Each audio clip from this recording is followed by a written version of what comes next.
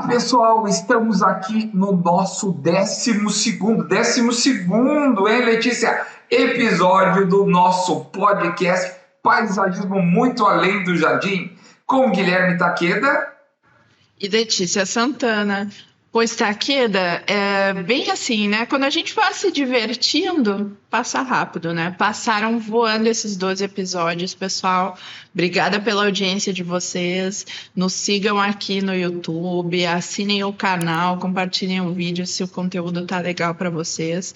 E hoje a gente vai fazer um tema muito interessante, que é relacionar a nossa metodologia, né? A metodologia que o Takeda criou, eu sistematizei, o paisagismo biofílico com as tendências, né? As principais tendências de arquitetura. Uau, tendência que todo mundo quer saber. Tá tudo mudando muito rápido, né, Letícia? Se a gente não estudar tendência, a gente fica para trás, né? E é muito bacana que o arco dele, já adiantando essas tendências, ele fez um artigo muito bacana que nos inspirou a fazer esse episódio. Ele pegou a inteligência artificial e entrevistou ela. Olha que bacana, o ChatGPT. E a partir daí saíram vários insights muito bacanas que nós vamos reproduzir aqui, falando não da arquitetura só, mas falando do paisagismo biofílico e como essas tendências estão mudando a nossa área, nosso mercado e como isso vai influenciar diretamente na vida de vocês. Acho que fazendo um retrospecto, né? Esse artigo saiu no início do ano e ele foi apontando as principais tendências tentando fazer uma futurologia ali. Eu acho que várias coisas se mantiveram agora em outubro, a gente analisando, né? Foram tema, foram discussão e a gente podia passar nos principais temas, porque até o design biofílico foi um tema bem forte ali que ele apontou, então acho que isso mostra o quanto esse tema vem ganhando espaço nas discussões online, né? Nesse conteúdo, tanto dentro quanto fora da academia, eu acho que até principalmente fora, né? E a nossa ideia aqui, gente, no nosso podcast, é trazer essa abordagem holística do design biofílico, mas relacionado ao paisagismo biofílico, que junta design biofílico com aquelas nossas outras metodologias de trabalho, métodos de desenvolver, mescla com criatividade, uma abordagem que já é holística para a arquitetura, a gente expande um pouquinho mais no método de trabalho. E bacana que eles falaram disso, né? Eles falaram nesse mesmo artigo, que a gente vai deixar em algum lugar aqui para que vocês pesquisem, eles falaram também das ferramentas, da importância das ferramentas que são utilizadas e quais são os desafios de nós utilizarmos essas ferramentas tecnológicas também na nossa profissão. Então é bem bacana, fique aqui nesse podcast que você vai ter muitos insights para o seu trabalho, para a sua metodologia de produção e para a sua criatividade, o seu mercado. Exatamente, acho que é uma coisa do dia a dia, né? A gente sabe o que é a essência da profissão, o que é a teoria, mas está sempre pesquisando novas ferramentas para ter mais eficiência, para trazer novidade e para sempre entregar mais para o cliente. Eu acho que isso que é uma coisa legal, né? É onde a ferramenta nos permite entregar mais em menos tempo, com mais eficiência. Então, todas essas pesquisas andam aqui. Mas uma coisa muito legal que apareceu aqui, eu acho que a gente tem relação direta com o paisagismo biofílico, que é a questão de sustentabilidade e eficiência energética. O primeiro item que ele coloca, e sem dúvida, hoje, muita gente está falando de sustentabilidade, todo mundo está dizendo que o seu projeto é sustentável, e uma coisa importante, muitos deles não são. Né? Então, uma coisa da sustentabilidade que é muito importante nós colocarmos, sabe, na nossa vida, é que não é simplesmente colocar um coletor solar, fazer uma economia de água, um reuso de água, isso torna a edificação sustentável. O Brasil é um dos países que pouco se importa com consumo. Eu que estou vivendo na Europa hoje, né, estou estudando em Portugal, eu vejo que as construções são muito mais preparadas para a economia. Toda a questão da guerra, e agora vai ser mais ainda incrementado em função da guerra hoje de Israel, toda essa questão de consumo, ela impacta diretamente no bolso do consumidor. A guerra da Ucrânia subiu 20 a 30% o valor, não só da eletricidade, mas também da água, do gás. Então, é um impacto muito direto, e por isso a importância que os arquitetos dão à sustentabilidade é muito maior. Aqui não tem um limite de gasto por edifício. A Alemanha, Letícia, define: você quer fazer um edifício de apartamentos, você quer fazer um edifício de escritório, você tem tantos quilowatts para gastar. No Brasil, não. Nós temos a possibilidade de gasto infinito. Isso é um absurdo, certo? Então, isso já demonstra a pouca importância que a gente dá para a questão da sustentabilidade. Então, hoje, uma das tendências é essa questão da sustentabilidade, mas mais do que isso, demonstrar efetivamente que você está economizando. Eu acho que isso que é bacana, Letícia. Então, as empresas que estão desenvolvendo trabalhos de arquitetura sustentável, de paisagismo sustentável, urbanismo sustentável, elas estão mostrando o número. E isso foge dessa tendência do greenwashing, que é aquela coisa de pintar de verde e acha que é sustentável. Não. Tem que mostrar os números, tem que certificar as edificações para que a gente saiba que realmente esses elementos estão fazendo diferença na economia real e na preservação da energia no planeta Terra.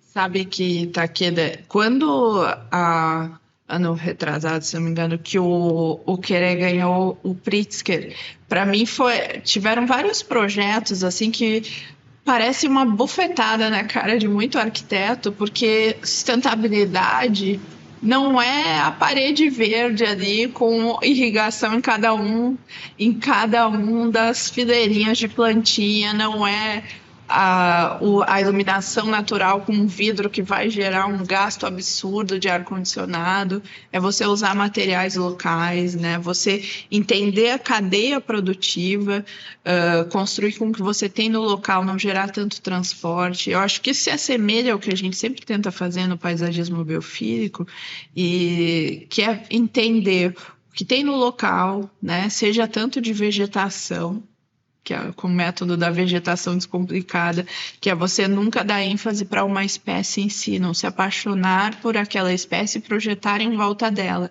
Você projetar uma composição mesmo, né? Usar a forma, a morfologia das plantas para fazer arquitetura paisagística. Isso faz toda a diferença, né? Utilizar essas espécies que fazem sentido, são nativas e, principalmente, diminui o gasto energético.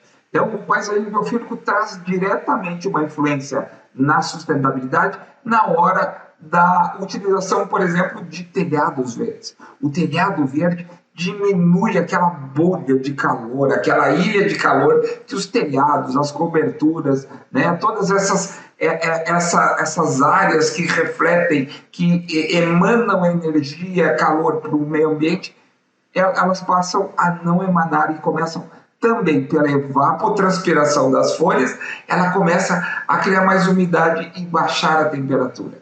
Locais com vegetação chegam a baixar até 3 graus, pessoal.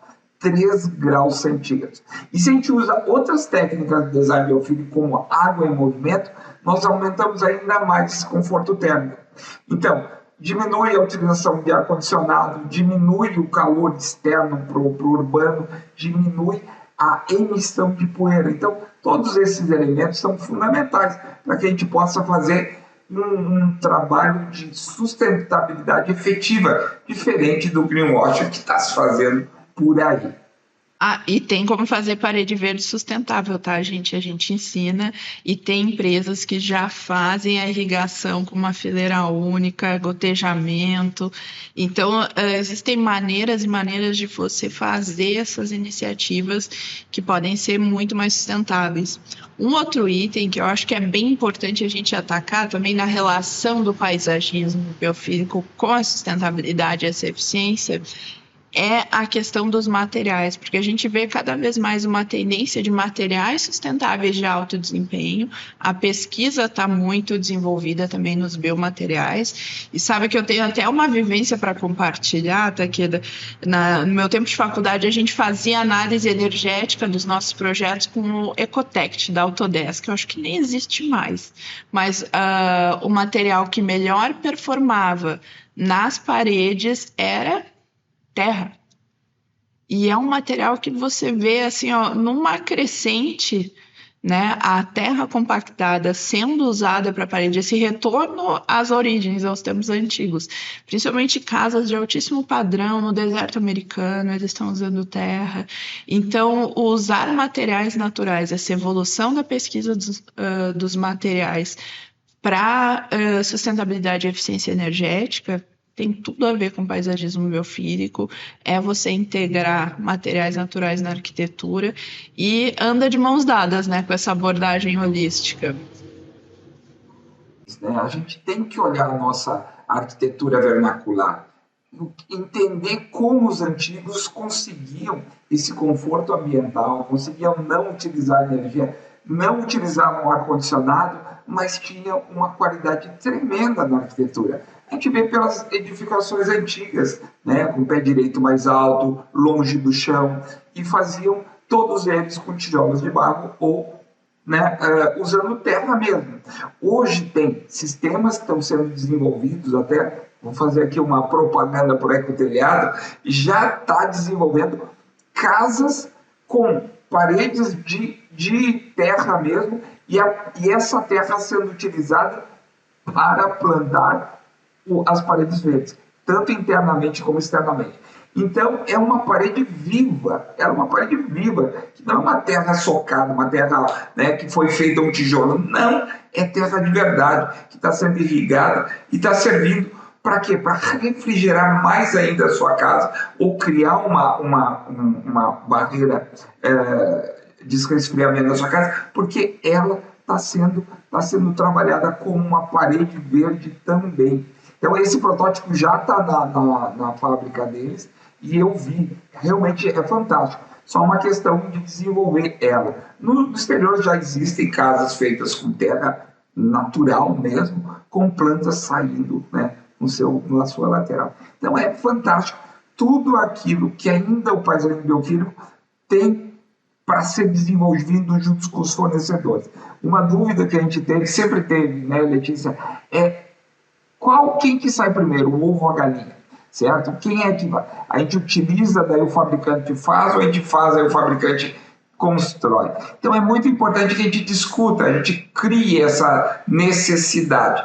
E criando a necessidade, o que acontece? Os produtores começam a fazer. Então, trabalhar com, por exemplo, um exemplo bom é as nativas. Os produtores não produzem porque os paisagistas não consomem. E aí não consomem porque os produtores não produzem. Então é toda uma questão de a gente começar essa discussão. E o ChatGPT já levantou lá como tendência. Já está na mira da IA, né? Não façam greenwashing, façam sustentabilidade de verdade. E que todas essas crises internacionais certamente vão impactar no custo da energia, e o custo da energia vai impactar no bolso do nosso cliente. Acho que cada vez mais são tempos de austeridade, né, e de otimização de recursos. Esse ciclo perfeito que é feito com a volta às raízes, essa reconexão com a natureza, já começando nos materiais, tudo isso inspira inovação. Eu acho que dos nossos clientes, 10 a cada 10 chegam dizendo que querem ver inovação. Né? Não tem, é unânime. Todo mundo quer ver inovação no mercado. Então, a gente pesquisar e estar por dentro desses materiais, fazer junto com os fornecedores é muito legal, né, Takeda?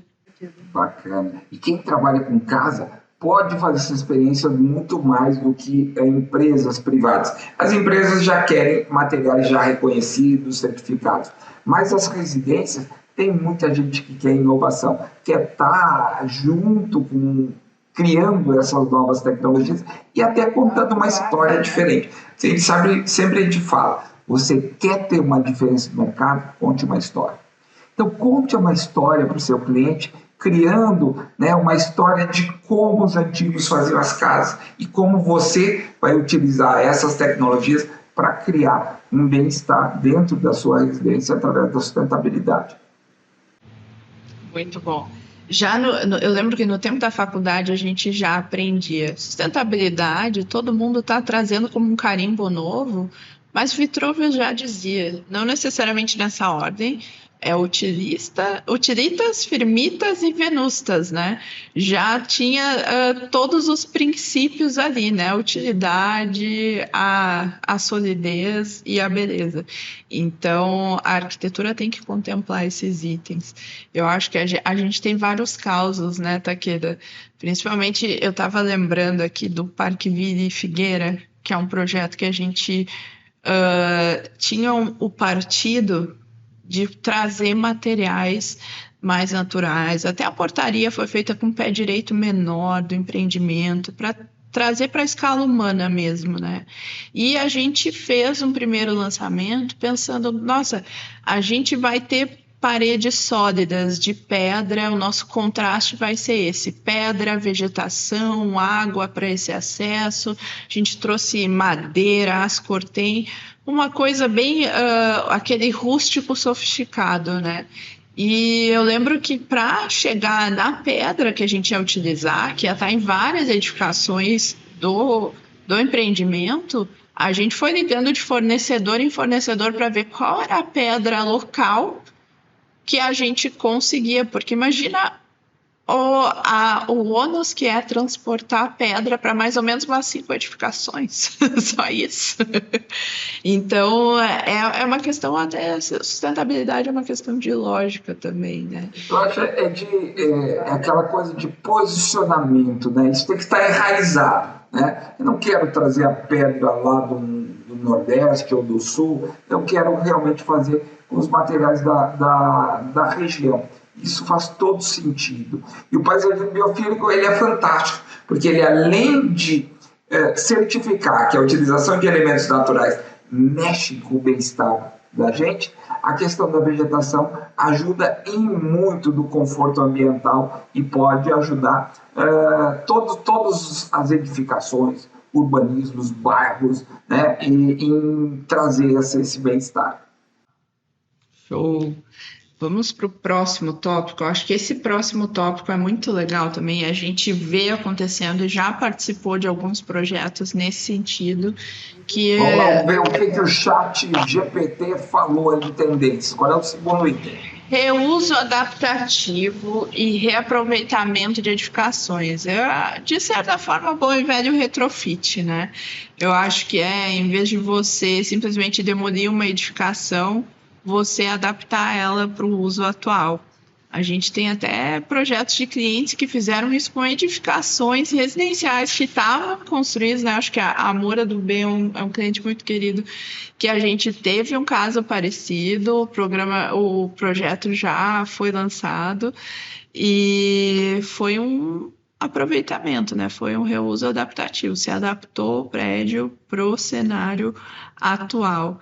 Essa tendência, eu acho que na Europa você deve ver também muitos casos assim, né, Takeda? Sim, a reconstrução se utiliza muito, né? As edificações já centenárias são feitas retrofit para a reutilização. Mas o que eu tenho a destacar aqui na questão do reuso é a questão de todo o movimento que grandes cidades como São Paulo e Rio de Janeiro estão fazendo para essas edificações poderem ser financiadas, né?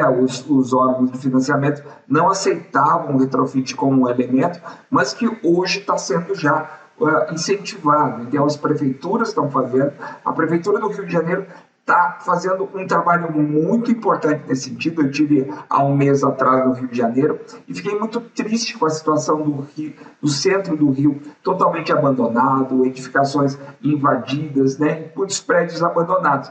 E a Prefeitura do Rio já iniciou esse processo comprando um edifício da área do governo federal, comprou esse edifício, buscou investidores e conseguiu lançar no mercado e vender a edificação com grande sucesso e retorno financeiro. Então a gente vê que uma ação de governo né, já está mostrando o caminho para os empresários começarem a adquirir estruturas, né, esqueletos, edificações abandonadas para retrofitar e torná-los eficazes hoje. Então, o governo do municipal já fez com duas edificações e a tendência é que isso se renove e renovar o centro do Rio, que já vinha numa crescente, né, de crescimento, mudança, VLT, continue a crescer ainda mais no seu desenvolvimento do Rio tão bonito, essa cidade maravilhosa que a gente gosta tanto. São Paulo já também está fazendo isso, alguns prédios já foram vendidos, né, com esse intuito, mas eu acho que tudo isso passa por um pensamento, né, nosso de arquitetos, de buscarmos e darmos essas opções aos nossos clientes, né, de que é possível, com esse trabalho de retrofit, melhorar. E o paisagismo biofílico pode entrar nesse ponto, trazendo o quê? Trazendo a natureza para dentro dessas edificações. São edificações muito bem construídas, mas são tristes, né, porque estão abandonadas e precisam ter aquele up com utilização de materiais naturais. E o paisagismo biofílico ajuda nesse sentido, a reformar, mas trazendo essa modernidade, essas ambiências tão agradáveis que a gente usa, com iluminação natural, com ventilação natural e com muitos materiais naturais. Acho que esses princípios que o paisagismo biofílico traz, eles fazem parte desse retrofit, né? Do adaptar a construção antiga, que não tinha mesmo preparo para uma iluminação natural, para uma ventilação, para os quesitos atuais. É impressionante como uma janela maior já melhora o estado de ânimo, já melhora muito a vida de quem mora num ambiente. Mas sabe que a Jerusa estava até comentando lá no Rio, da área da Zona Sul, perto do Jardim Botânico, que tem muito retrofit também. A gente tem carrossel, tem post sobre esse tema, tá, gente, lá no Insta. Dá para acompanhar um pouquinho. Mas, Takeda, eu acho que dentro desse reuso também tem tudo a ver, e isso mostra como a abordagem também do paisagismo biofílico ela pode ser adaptada, né, para os outros arquitetos, para o pessoal dos interiores, para o pessoal do patrimônio.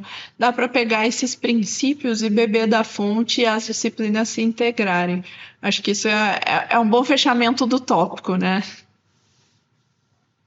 Bora lá.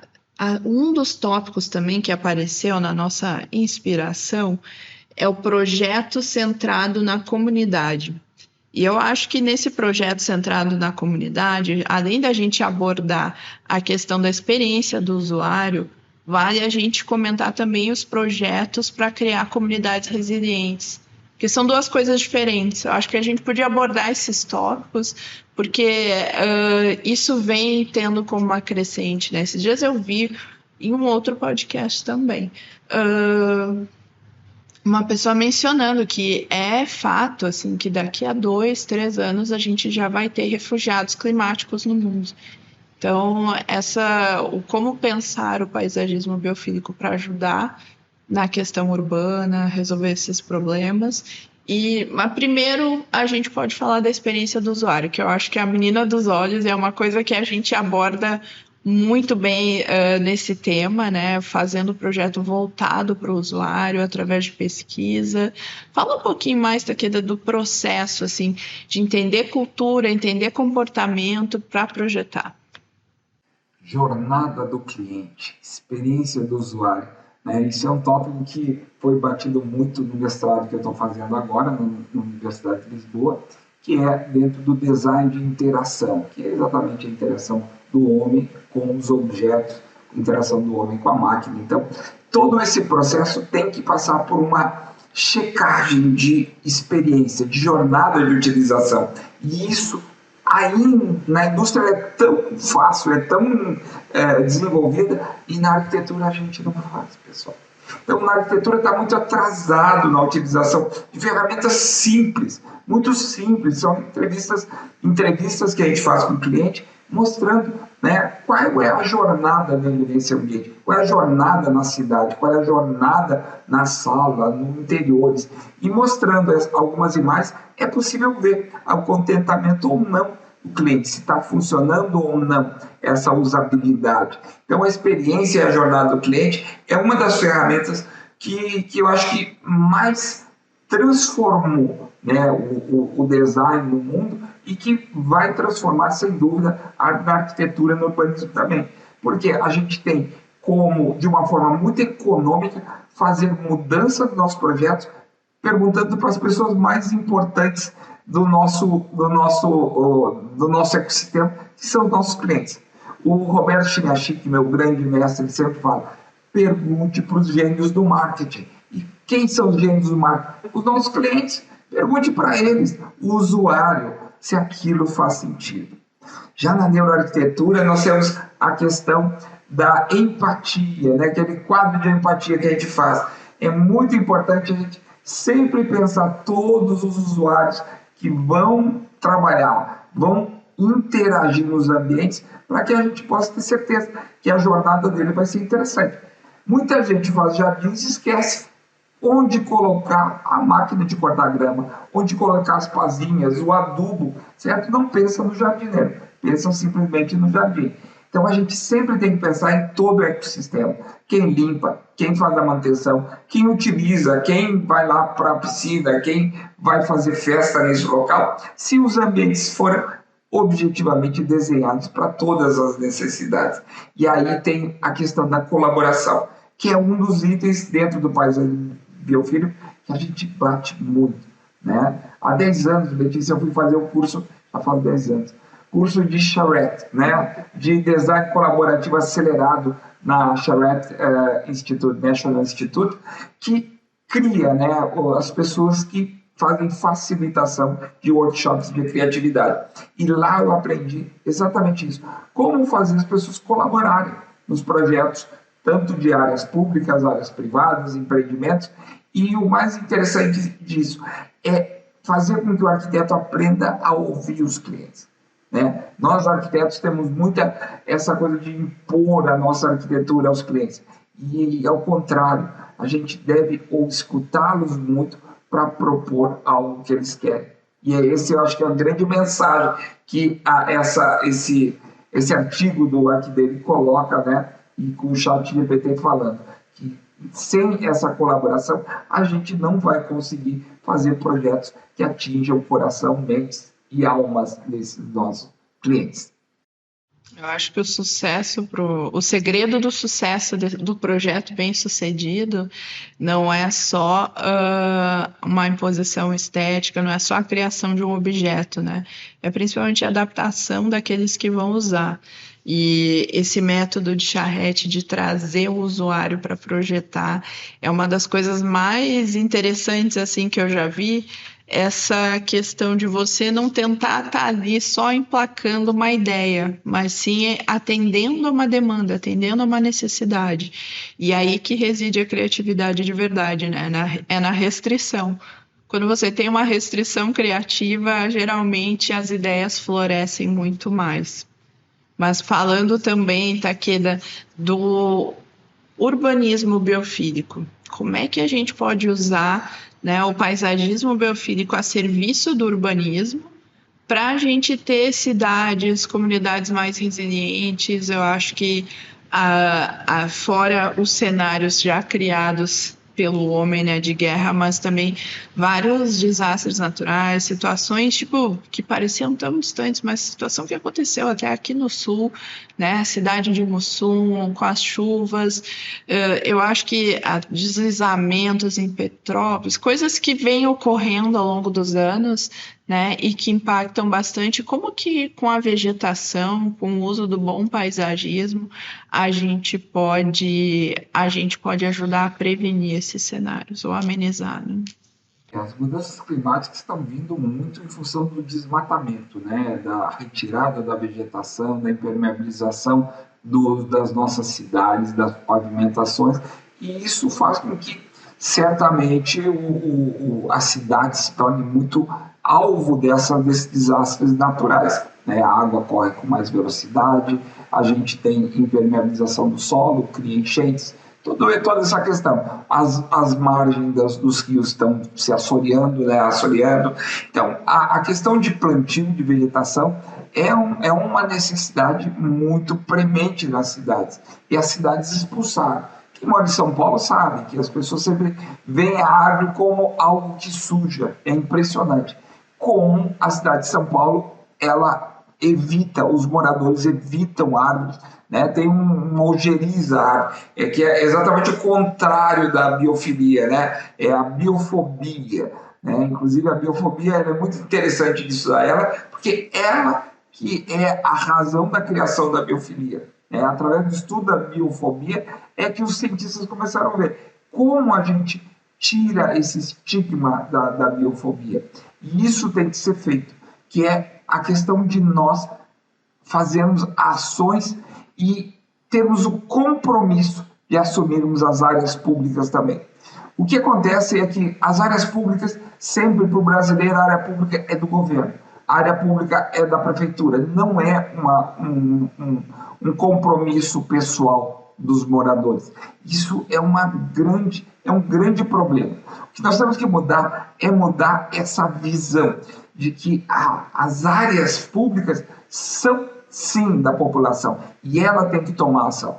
A gente vê Sebastião Salgado, né, aquele fotógrafo que comprou uma área degradada, né, e criou lá o seu sítio. E hoje, somente o casal plantou milhões de espécies. E hoje é uma mata maravilhosa. Então, a gente vê como a ação de duas pessoas, um casal, ele conseguiu mudar um pedaço, né, uma área, um sítio deles. Então, imagina se milhões de pessoas pudessem fazer um pouquinho só o que Sebastião Salgado fez na sua cidade. Nós teríamos cidades bem mais, com atmosferas muito mais agradáveis, muito mais adequadas, né, a toda essa poluição, né, abaixando o nível de poluição e baixando a temperatura. Então, é possível fazer, mas precisa ter uma ação não de governo, precisa ter uma ação social. Eu tive professores da Bélgica que eles faziam o seguinte: eles não procuravam a prefeitura para fazer ações na cidade, eles faziam algo que se chama urbanismo tático, ou seja, eles buscavam na comunidade os interlocutores, as lideranças, as pessoas da comunidade e projetavam junto com eles modificações na cidade, certo? Desenhavam aquilo e eles não iam para a prefeitura solicitar, eles iam para a imprensa. E a partir daí eles criavam um movimento para que o bairro abraçasse essa ideia e eles mesmos fossem lá e construíssem essas mudanças. A gente tem que deixar de esperar a ação sempre do governo. Essa ideia paternalista, né, de que alguém lá de cima tem que fazer, tem que acabar. Se nós começarmos a nos apropriarmos das áreas públicas e começarmos a fazermos hortas, né, fazermos projetos que modifiquem corretamente, não sair plantando árvores, por favor, não façam isso, né, mas que façam um projeto, plantem árvores de uma forma organizada e comecem a criar e melhorar as ambientes da cidade, certamente nós vamos ter um outro tipo de cidade. Nossa, é muito disso, né? Eu acho que as comunidades resilientes passam por essa abordagem nos espaços urbanos, passam também pelas construções serem mais sustentáveis, né? Usarem materiais locais, um bom paisagista que tenha uma boa implantação, um bom trabalho no terreno também, né, Takeda? Acho que o cuidado com a insolação, com tudo, isso ajuda a preparar, né? Você identificar também as peculiaridades e as áreas para onde você está projetando. E isso do urbanismo tático, eu acho que rende um movimento, né? Vamos tentar criar um movimento aqui, porque eu já vejo aqui, por exemplo, em Porto Alegre, Petrópolis, você vai vendo nas praças, o pessoal coloca arte, o pessoal coloca alguns elementos, tem uma praça ali que o pessoal se junta para tomar café, já fez uma hortinha de temperos. Tem várias iniciativas. Letícia, que não é urbanismo tático. Ontem a gente estava falando que toda ação a gente começa pequenininho, né, na nossa aula do nosso grupo de paisagismo biofílico. E eu queria lançar uma coisa que está na minha cabeça já há algum tempo, nem falei contigo, Letícia. Opa! Que é o paisagismo tático. Entende? Ao invés de nós pensar numa mudança radical, urbana, grande, que muda trânsito, muda faz grandes movimentos, por que a gente não começa a educar para essa apropriação dos espaços públicos através do paisagismo tático? Eu procurei lá na internet e não vi quase nada nesse sentido. Nossa! Olha a janela de oportunidade abrindo aí, né? Ele é muito mais palatável, ele parece muito mais aconchegante, parece muito numa escala menor, em que um pequeno grupo de 4, 5 pessoas pode abraçar um local e criar ambientes muito agradáveis, usando o paisagismo biofílico tático. Quem sabe que lança essa moda aí pode ser muito bacana. Olha, eu acho que isso rende uma cartilha para a gente distribuir nas cidades brasileiras e ver quem abraça o nosso movimento. Gostei. Paisagismo tático. Eu acho que nosso movimento, um movimento necessário, né? Está precisando, as cidades precisam se tornar biofílicas, né? Então esse movimento realmente vai ajudar. Eu penso, a gente tem que ingressar dentro do movimento. E o grande movimento, eu acho que são as ODS, Objetivo de Desenvolvimento Sustentável da ONU, certo? Que quer mudar, através de pequenas ações, mudar o planeta até 2030. Então, se nós conseguirmos emplacar uma ação que auxilie a ODS 11, que é a ODS de cidades, eu acho que a gente vai fazer um belo trabalho educativo para as novas gerações, para que elas se apropriem das cidades e principalmente das áreas verdes, que são uma área que todos gostam e têm muita paixão, né? Fica aí o desafio, Letícia. A cartilha é contigo. Fica o desafio, vamos fazer a nossa cartilha. Tudo que eu invento, ela sistematiza e ela bota em prática. Então, eu adoro trabalhar com a Letícia por isso. Gente, vamos executar, vamos difundir a nossa cartilha Brasil afora. Então, já missão dada é missão cumprida. Vamos levar. E sem falar, viu? Não foi combinado. Sem falar que a gente está lançando um movimento aqui. Vamos lançar o movimento do paisagismo tático. Gostei, Takeda. Acho que isso é um exemplo muito legal do design biofílico, atuando nas cidades, do nosso paisagismo biofílico. Mas, gente, quem gostou do vídeo até agora, curte esse vídeo, segue o canal, pode mandar perguntas também no chat que a gente responde na próxima edição. Interajam com a gente, que a gente vai enriquecer muito mais o conteúdo com a contribuição de vocês também. Mas tá aqui, próximo tema aqui. Pensando em tendências, o que a gente tem visto de automação na arquitetura? Uau! E como é que isso se relaciona com a nossa área? É a típica coisa que está botando medo em muitos arquitetos. Será que a inteligência artificial, todas essas automações vão prejudicar a nossa profissão? Eu digo, não, é só uma ferramenta. É mais uma ferramenta que vai auxiliar no processo de desenvolvimento de projeto. É só mais uma ferramenta. Uma ferramenta poderosa? Sim, uma ferramenta muito poderosa. Mas pensa bem, eu já dei aula de desenho técnico, pessoal, com nanquim. Isso aqui é uma coisa que parece tão passado, que é tão distante, e que, se a gente for pensar, a automação do AutoCAD, do BIM, é algo assim surreal, perto dos desenhos que nós fazíamos à mão. Primeiro fazia a lápis, passava limpo no vegetal, a nanquim, tinha que escrever com normógrafo, letra por letra. Se vocês acham que isso era difícil, então vê quanto a automação facilitou a vida dos novos arquitetos. Isso é imenso, né? A gente virava à noite fazendo RET, né, com graxa. A gente tinha que isolar a área, pegar a graxa, passava no algodão, passava assim. Quando queria outro tipo de tom, tinha que isolar o outro lado e passar a graxa do outro lado, Letícia, para que ele ficasse mais forte com o outro tom, certo? Então, hoje, né, só falei RET. Eu já virei noite fazendo RET, passando graxa. Uma noite inteira passando graxa, porque tinha que isolar, cortar com estilete cada voltinha do ambiente para passar graxa. Era o Parque Náutico do Internacional. Eu fiz tudo de áreas, muito de água, e todos eles tinham que ser feitas com graxa, né? Então, imagina quanto que isso, né, que o AutoCAD, o BIM, todos esses programas de renderização ajudaram a automação. Então, inteligência artificial é somente mais uma ferramenta. Por isso que a gente bate tanto. É importante você entender método, metodologia. E é isso que o paisagismo biofílico traz. Ele traz metodologias que podem ser utilizadas com ferramenta A, B ou C e que ela nunca vai mudar. Porque o paisagismo biofílico é a condensado de quase 4 décadas de experiência no paisagismo para que vocês possam ter uma vida muito mais tranquila, possam ter metodologias que realmente criem uma velocidade e uma qualidade da sua produção.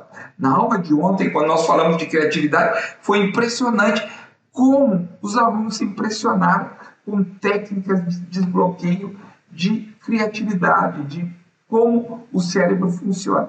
Então, a metodologia, ela explica como você vai destravar. Agora, como destrava com a inteligência artificial, com o BIM ou com outras ferramentas, isso é puro detalhe, porque você tem claro onde que você quer chegar. Isso é mais importante. Claro, e tem também a automação boa, né? Que é a automação no sentido de você programa ali para ligar a irrigação do seu jardim, você programa a Alexa para ela despertar, você acender a luz que está no horário correto do nascer do sol, para ajudar no ciclo circadiano. Também tem a tecnologia que pode ser usada a favor, né? Tudo vai do que a gente faz dela. Né? Acho que esse tópico é sempre é da internet. A internet é muito útil para a nossa vida, mas 70% da internet são aqueles temas black, né? Pornografia, jogos, né? São coisas que não são boas, mas nem por isso a gente condena a internet. Assim como a inteligência artificial vai ajudar muito no processo de criação, e sempre falando o seguinte: tudo que é repetitivo tem que ser usado com aplicativos, com máquinas, com equipamentos que nos ajudem. Tudo aquilo que é intelectual, que tem que ser feito uma vez só, essa sim, é aí que você deve investir o seu tempo, seu dinheiro, para ter metodologia e não ferramenta só. Exatamente, eu acho que a tecnologia é o que a gente faz dela e ela é principalmente uma ferramenta para a gente. E uma coisa muito legal desse artigo que a gente usou de inspiração, uma coisa que me trouxe reflexão, sabe? A gente sempre fica naquele limite da reflexão da ferramenta com a metodologia e na visão ali do entrevistador que estava entrevistando o ChatGPT, ele falou assim: nossa, às vezes eu acho que ser arquiteto é ser um kit de ferramentas, porque você tem que estar sempre aprendendo, tem que dominar várias técnicas. Então, eu acho que o paisagismo biofílico tem essa abordagem holística justamente para trazer essa costura. Porque senão você se sente muito como um instrumento de cada ferramentinha, cada detalhezinho da arquitetura. Mas a abordagem holística, ela traz uma visão de mundo, um propósito associado ao que a ferramenta te proporciona, né? Qual é o teu feeling aqui nessa área? Sem dúvida, o kit de ferramentas, ele muda. Né? O kit de ferramentas de 30 anos atrás era caneta nanquim, era gilete para raspar, era lapiseiras, papel vegetal. Hoje não existe mais isso, né? Então, o kit de ferramentas muda, mas eu acho que a questão da metodologia, essa ideia holística, para onde a gente quer ir, qual é o seu propósito, qual é o propósito de você, arquiteto, na sua vida, das suas criações, dos seus projetos, impactar o mundo. Eu acho que é nesse ponto que eu acho que a questão do paisagismo biofílico muda essa versão, né? A gente tem que ter o kit muda, a gente tem que aprender os kits de ferramenta, mas a gente tem que ter muito claro para onde a gente quer ir. Quem não sabe para onde ir, vai para qualquer porto. E não necessariamente todos os portos vão levar você a um caminho de sucesso, né? Então, é importante estar ligado às tendências de comportamento das pessoas e principalmente das necessidades do planeta hoje, como a questão da sustentabilidade. Claro, eu acho que isso tem tudo a ver com a visão de longo prazo, né? De entender o quanto o conhecimento é moldado para atender as necessidades e a humanidade sempre acha um caminho ali de sobreviver e de perseverar, né? Então, não se assuste com as ferramentas novas, elas não vão encerrar você. Você, pelo contrário, a tendência é dominar as ferramentas e usar para um bem maior. E não se preocupe se sobrar tempo, use todas as ferramentas possíveis e se sobrar tempo, use como ócio criativo, use para você se aperfeiçoar, simplesmente E descansar. sempre um nível acima, né? A ideia, o ganho de tempo que as ferramentas trazem é justamente para isso. Cada ferramenta que traz um ganho de tempo, você traz um salto intelectual ali junto, né? De desenvolvimento. Taqueda, dúvidas aqui da nossa comunidade. Como o paisagismo biofílico pode ser aplicado em ambientes internos? Ixi, tem muito Nossa, jeito. tem muita coisa, né? Eu sempre falo assim, que paisagismo biofílico, o melhor é sentir. É melhor é sentir. Né? Entra no ambiente cheio de pontas, cheio de plantas com espinhos, entre num ambiente que tem só concreto, não tem iluminação, não tem ventilação. Qual a sensação que você vai ter? Então, o interiores é isso. Como a gente cria esse aconchego? Essa ambiência que vai nos deixar totalmente de bem, tranquilos, certo? Então, esses ambientes, eles são muito arejados, com ventilação, com uma iluminação correta e, mais do que isso, temperatura, cheiros agradáveis e elementos que nos transmitam uma memória, certo? Cultural que nós trazemos durante toda a vida, que nos dê um aconchego, que nos dê um bem-estar, que nos dê uma calma, certo? Tudo aquilo que é conhecido nos acalma. Todo aquele ambiente que a gente entra, uau, como é que usa esse ambiente? Como é que faz? Ele é muito moderno, ele não é, né? Então, essa é a questão que a gente tem que trabalhar na questão dos ambientes internos, é criar esse bem-estar que todo mundo está procurando, né? Depois da pandemia, todo mundo quer um local para ter paz e tranquilidade e poder, se surgir uma outra pandemia, poder viver esse tempo com muita tranquilidade. Eu acho que os ambientes internos são onde a gente passa, né, a maior parte do nosso tempo, e eles são um prato cheio, porque são ambientes facilmente controláveis para você criar uma atmosfera imersiva.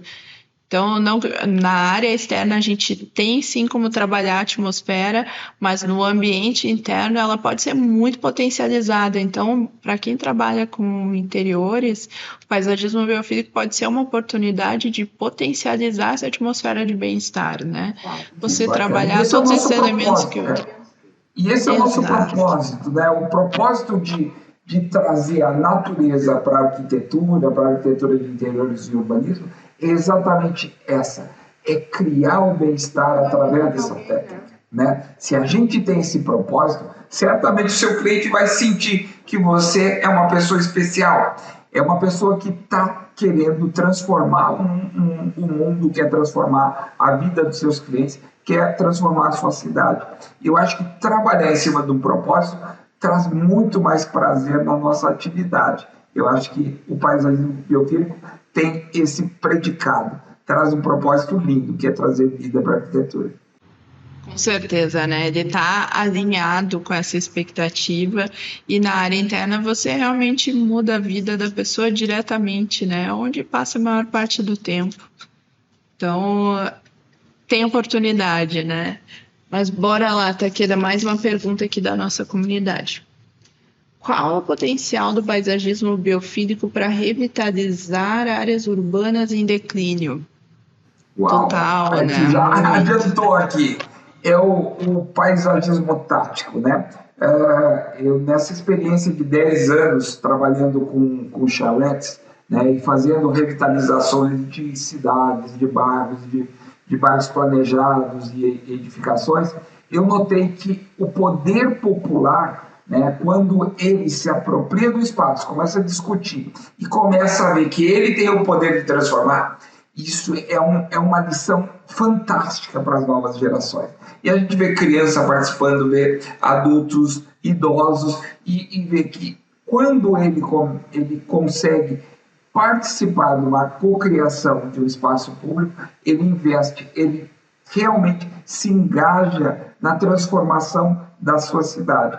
Então, eu acho que toda transformação passa por isso. Primeiro é criar junto, co-criar, é desenhar com essa população um projeto para os próximos 30 anos, sem medo de ter problemas financeiros, problemas técnicos. Não, projete o ideal para a sua comunidade. E a partir desse projeto, vá buscar os recursos com os empresários locais, com a prefeitura, com a associação de moradores, com as entidades de classe, que certamente uma boa ideia, e quando ela é colaborativa, sempre tem um bom resultado. Num projeto que a gente fez num parque em Goiânia, o Parque do Cerrado, quando nós fomos entregar o projeto final, que foi criado por mais de 200 pessoas ao vivo, né? Todas elas participaram do workshop no Centro de Cultura Oscar Niemeyer. O governador, não só o prefeito estava lá, porque ele que era um dos gestores do workshop, mas o governador apareceu para olhar o nosso projeto. Então, para ver como um projeto colaborativo, ele pode ter um alcance fantástico quando ele tem autenticidade, né? Quando ele realmente é algo que é feito com muito amor, carinho e com propósito. Toca o coração, né, de quem é da região que vai usufruir desse projeto. Muito lindo. Esse case é demais, né, Takeda? Mas, gente, vamos lá, mais uma pergunta, tá? Como o paisagismo biofílico pode ser adaptado a diferentes climas e regiões geográficas? Essa a gente fala sempre na aula e nas lives, né? Altamente adaptável. Como vocês acham que a gente atende mais de 250 cidades brasileiras com a vegetação? Como é que a gente adapta nosso projeto? Através da vegetação descomplicada. É uma técnica que a gente já usa há mais de 30 anos, atendendo vários tipos de climas, ecossistemas, de terrenos, temperaturas diferentes, salinidade, todos os tipos de dificuldade. Nós vencemos utilizando a vegetação descomplicada, que é estudando profundamente cada região, sabendo como lançar isso e como especificar. Então, isso também é um dos itens que são ensinados no nosso curso de paisagismo biofílico, que é muito interessante. E isso é fruto do quê? Da nossa experiência de mais de 2.000 projetos projetados em todo o Brasil. É projetar mesmo, né, gente? Não se apaixonar por espécie específica, com perdão do pleonasmo, mas sim focar em ter uma composição real, uma qualidade, fazer arquitetura com vegetação, né? Fazer arquitetura paisagística de verdade. Então, esse é o segredo para ser altamente adaptável, como o Takeda falou. Última pergunta aqui para a gente...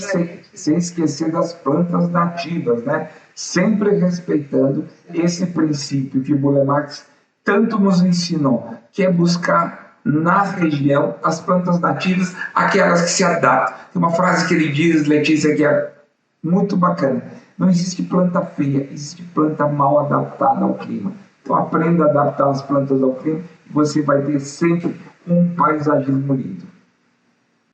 Nossa, perfeito. Dica de ouro. Última pergunta aqui, Takeda. Quais são as perspectivas futuras para o paisagismo biofílico na arquitetura? Fazendo um fechamento aqui de tudo isso que a gente falou, eu acho que a gente podia ver o que é o futuro do paisagismo biofílico na arquitetura. Acho que a gente espera que ele cresça mais, né? Que abra mais espaço para a vida na arquitetura. O paisagismo biofílico está engatinhando, pessoal. Nós só estamos começando esse processo.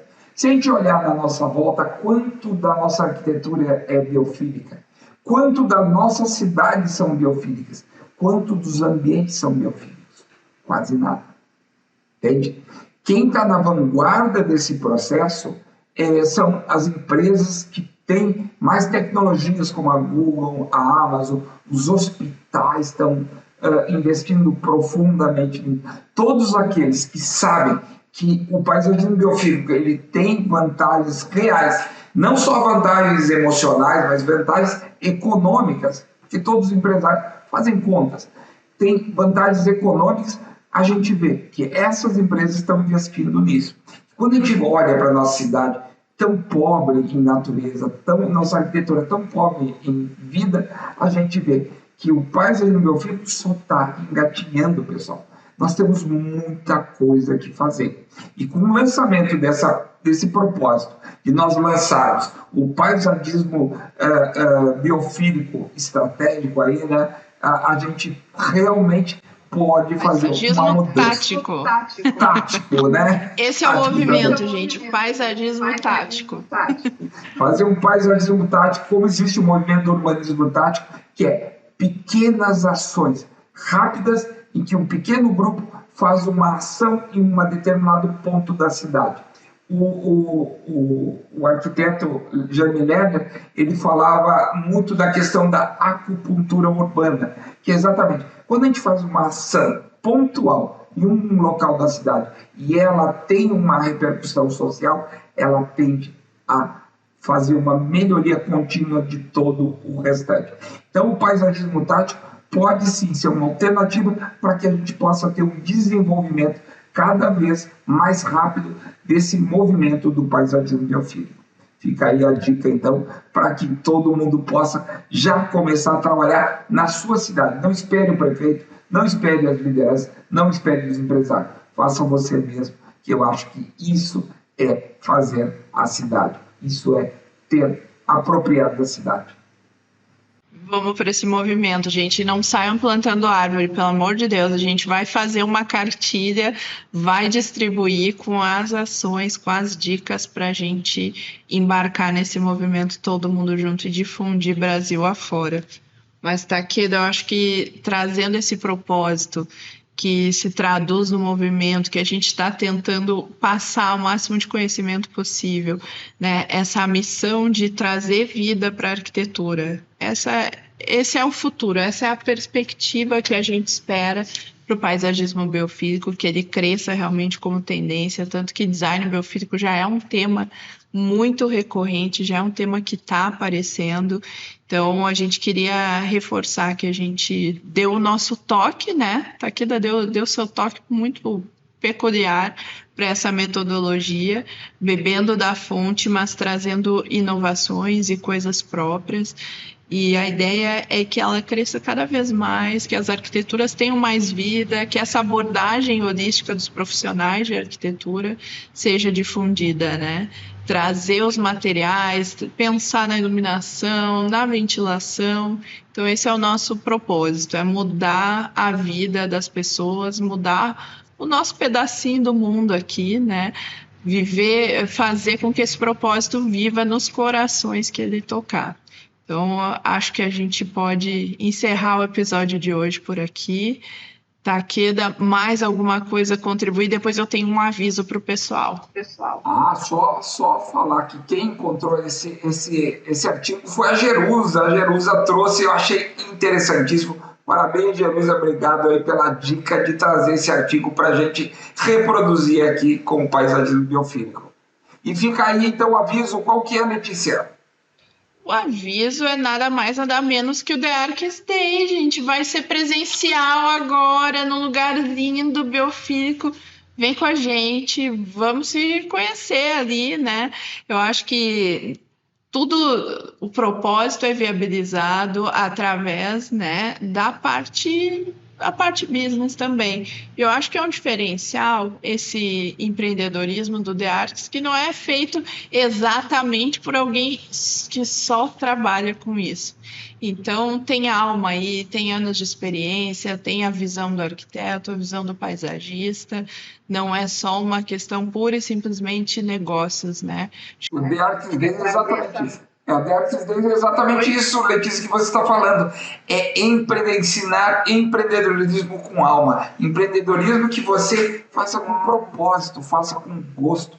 E num dia 28 de outubro nós vamos estar juntos, né, online e também presencialmente. Agora falando, né, em primeira mão, que nós vamos estar presenciais somente para 50 alunos. 50 participantes vão poder participar ao vivo. Então corra, o link está aqui na descrição, algum local aqui no chat, que vocês podem participar. Esse evento vai acontecer em Atibaia, num local maravilhoso que é o espaço... Nossa, deu branco aqui. Pavilhão Castelato. Pavilhão Castelato. Esse evento vai acontecer num lugar maravilhoso, que é o Pavilhão Castelato, um ambiente biofílico lindo, repleto de obras de artes e muita vegetação, um projeto fantástico, e vocês vão poder se deliciar estando lá o dia inteiro com a gente nesse The Artist Day, um dia só falando de empreendedorismo, desde definir o propósito da sua vida, definindo sua área de atuação, gerenciamento de empresa, como fazer proposta e precificar, além de marketing, comercialização e vendas. Então, tudo isso vai ser ensinado nessa imersão, né, nesse local maravilhoso, que você pode participar ao vivo, né, online, na sua casa, ou também pode estar com a gente, como 50 pessoas privilegiadas que vão estar com a gente lá no Pavilhão Castelato, em Atibaia, no dia 28 de outubro, nesse mês, das 9 horas até as 17 horas. Um dia inteiro de empreendedorismo, que você vai sair com a cabeça cheia de ideias para dominar esse mercado. Simbora, pessoal. Link na descrição do vídeo, tá bom? Chega mais, vamos lá no The Artist, que tá muito bom. Takeda, estamos encerrando por aqui. Satisfação, né? Gratidão por mais um episódio do nosso podcast. Pessoal, muito obrigada pela audiência de vocês. A gente se vê semana que vem. E quinta-feira tem live também, né, Takeda? Então, quinta-feira novamente estaremos neste mesmo bate-canal, né? Isso aí. Valeu, pessoal. Obrigado pela audiência e até a próxima. Tchau, tchau.